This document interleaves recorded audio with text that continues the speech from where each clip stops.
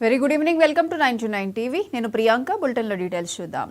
YCP శ్రేణులు ఈ నెల 5న చేపట్టనున్న ఫీజు పోరు కార్యక్రమంపై ఆళ్లగడ్డ ఎమ్మెల్యే భూమా అఖిలప్రియ స్పందించారు. వైసీపీ నాయకులు ఫీజు పోరు కార్యక్రమాన్ని కాలక్షేపం కోసం చేస్తున్నారు.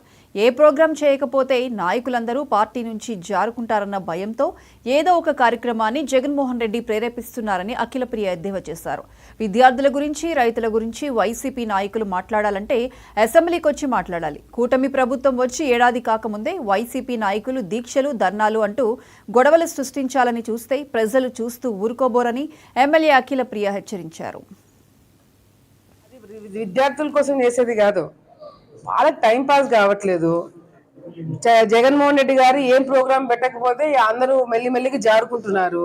వీళ్ళందరినీ కూడా జారుకోకుండా ఏం చేయాలంటే ఏదో కార్యక్రమాలు పెట్టి చేస్తున్నారే తప్ప నిజంగాంటే విద్యార్థుల కోసము వీళ్ళు గొంతెత్తి మాట్లాడాలంటే, రైతుల కోసం ఏదైనా గొంతెత్తి మాట్లాడాలంటే, అధికారం పార్టీ వాళ్ళు ఏదో చాలా దారుణాలు చేస్తున్నారని చెప్పి వీళ్ళు నిరూపించాలనుకుంటే ప్రజావేదిక అదేంటి అసెంబ్లీలో మాట్లాడిన వాళ్ళు ఈరోజు బయటకు వచ్చి ధర్నాలు ఎందుకు చేస్తున్నారండి?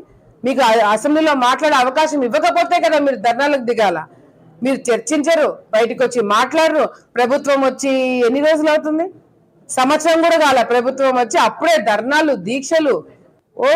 మేము ఒక పక్కన పనులు చేస్తున్నాం ఆయన చూస్తున్నారు. ఉచిత గ్యాస్ సిలిండర్లు ఇస్తున్నారు, పెన్షన్లు పెంచినారు, పంచుతున్నారు, టైంకి జీతాలు పడుతున్నాయి. లేదు మేము సూపర్ 6 కాలేదని చెప్తారు. ఇంకా పిచ్చోళ్ళకి ఏం చెప్తాం చెప్పండి. రెండోది, లోకేష్ అన్న గారు ఫీజు రియంబర్స్మెంట్ గురించి ఒక నిర్ణయం తీసుకొని జీవో ఇచ్చినారు. ఒక పక్కన మేము జీవో చూపించి మార్చి అయిపోయిన తర్వాత ప్రభుత్వం ఒక నిర్ణయం తీసుకుంటుంది, బడ్జెట్ సమావేశాలు జరుగుతాయి, దాని తర్వాత నిర్ణయం తీసుకొని ఒక డేట్ అనౌన్స్ చేయడం, దాని తర్వాత స్టార్ట్ అవుతుందని ఒక పక్కన మేము చెప్తుంటే లేదు మేము ధర్నాకు దిగుతాం. దేనికోసం ధర్నాకు దిగుతున్నారు? ఎవరి కోసం చేస్తున్నారు? విద్యార్థులు, తల్లిదండ్రులు కూడా తలగొట్టుకుంటున్నారు. వీళ్ళు మొత్తానికే మా గొప్ప మీద పడి చేసుకున్నారు, మమ్మల్ని ఇబ్బంది పెడుతున్నారు. మాకు ప్రభుత్వం వచ్చినట్టు ఇంకా బాగుంటుందని మేము అనుకుంటుంటే వీళ్ళు వచ్చి మన కోసం ధర్నా చేస్తారని చెప్పి ఈరోజు వాళ్ళు తిట్టుకుంటున్నారు. మేము కాదు, విద్యార్థులు తిట్టుకుంటున్నారు. అరే బాబు, మీరు నోరు మూసుకొని ఇళ్లలో కూర్చుంటారు బాబు, మాకు ప్రభుత్వం తరపు నుంచి రావాల్సినవి వస్తాయి అనే నమ్మకం ఈ రోజు మాకు ఉందని చెప్పి వాళ్ళు ముత్తుకుని ఉంటే వీళ్ళు ధర్నాలు చేస్తారంట. అదే చెప్తున్నా కదా, ఏం పని పాట లేదు. ప్రతిపక్ష హోదా కూడా ప్రజలు ఇవ్వలేదు కాబట్టి టైం పాస్ కి ఏదో పనులు చేస్తున్నారు తప్ప విద్యార్థుల కోసం చేసే కార్యక్రమం కాదు ఇది. అది